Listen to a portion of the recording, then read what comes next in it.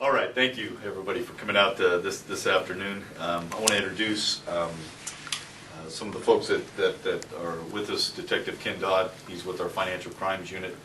Sergeant Sherry Floor is also the supervisor of the Financial Crimes Unit.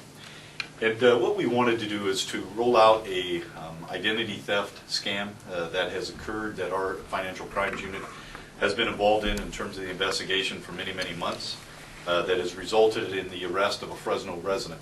And the purpose of the news conference, obviously, is to unveil the investigation, but also to put forth some helpful hints to the folks in Fresno and throughout the valley in terms of things that they can do to avoid being the victim of a scam similar to this.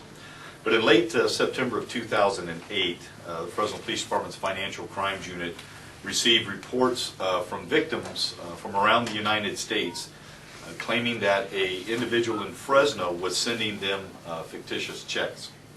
The victims had offered items for sale on the internet through Craigslist, and the victims were then contacted by the suspect who agreed to purchase the items that they had listed on Craigslist. In each of the cases, once an agreement was made, the victims received a check from the suspect. And in each of the cases, the check in which they received was in excess of the amount of the item in which they were purchased, and this was done intentionally. The suspect and the victim would then communicate within a very short time frame, and at that point the suspect would apologize for sending too much money, say that it was an error, and would ask them to then wire the excess money back to them, to her, and would also state that the victim could keep additional monies, a small amount of money, $50, for the trouble in which they were caused. The excess amount of the wire was generally thousands of dollars, and the checks were based on fictitious accounts of four suspecting, or unsuspecting rather, businesses from throughout the United States. So the suspect in this case would send a check making it look like they were from one of four businesses across the United States. Some of the businesses may be legitimate, some are in business, maybe some not. The further investigation by Detective Dodd led to the identification of a suspect who resides in Fresno, a lifelong resident of Fresno by the name of Olga Domingo. She's 32 years of age. And in December of 2008, Detective Dodd served a search warrant at Domingo's home, and where she resides in the Mayfair district.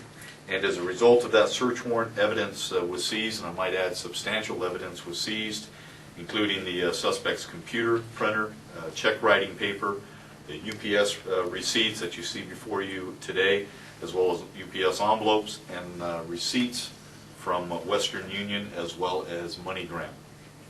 And at that point, a computer forensic examination was conducted of the suspect's computer, and what we learned was something that was very revealing, very shocking to us, in the fact that there had been some 1,499 checks that were delivered to victims throughout the United States as well as other countries.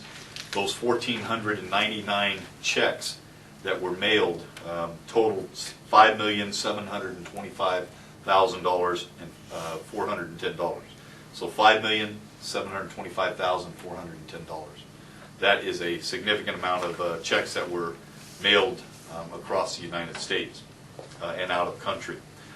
Victims actually residing in 49 states, all states with the exception of Wyoming. For whatever reason, Wyoming was not included.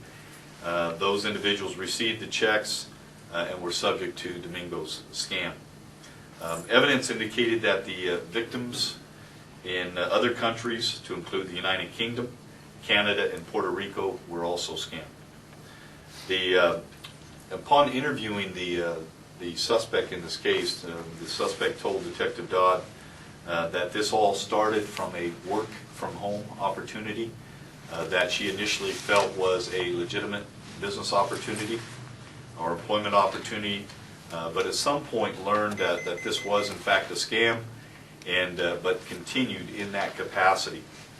And what we did learn as a result of the search warrants that were served at Western Union and as well as MoneyGram, there was some evidence that revealed that Domingo received $79,000 back from these victims.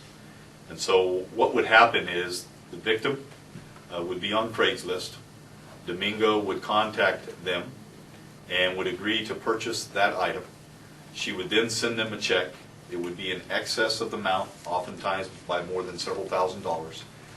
The victim would then contact Domingo, stating that there must have been some type of error because of the excess money. She would then encourage them to wire the excess money back to her. And again, there were enough victims, 60 victims that did that, and returned $79,000 from the United States, or from victims around the United States.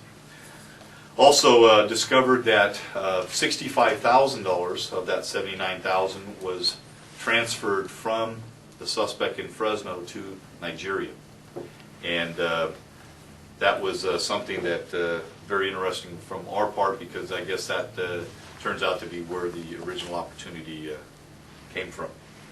Olga Domingo was arrested Wednesday morning after a warrant was issued for arrest.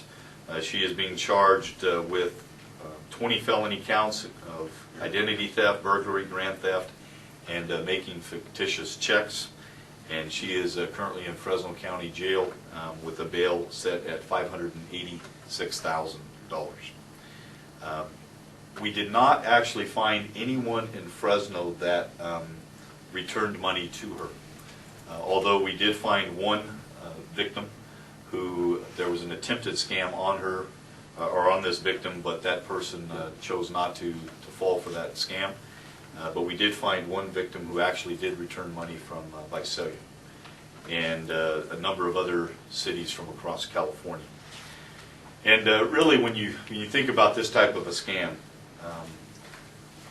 our economy is ripe for identity theft, for fraud, for scams such as this. And the best tip I can give people is when they hear or receive any information, whether it be an email or an opportunity to make money from Nigeria, run. Because we know for a fact that is a place where a lot of these scams originate. But also, if it sounds too good to be true, it is. And generally that's what people are trying to take advantage of, is when people feel that they're getting a great deal, or in this case, falling for a scam that was well thought out. There are some things that, in terms of some tips, when you deal with someone on Craigslist, and that is the best 3 tips when you're dealing with somebody on Craigslist is to deal locally with folks that you can meet in person. Anytime you're dealing with somebody outside of the area, you run a higher risk.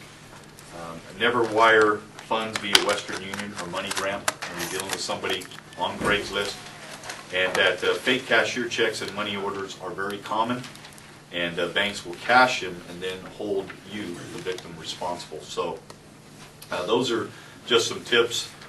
We also try to give you some sort of a flow chart so that you could make sense of how this scam would actually occur. And with that, we'll open up to any questions you might have, myself or Detective Don.